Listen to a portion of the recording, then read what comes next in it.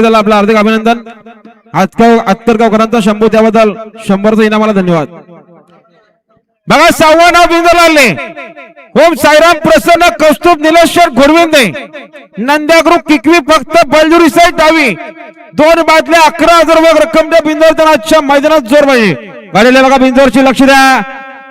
उजवीना गुरु बोलतो डावीना शाहीर बोलतो. मात्र शेवटच्या क्षणाला बाजी मारली. अतिशय सुंदर.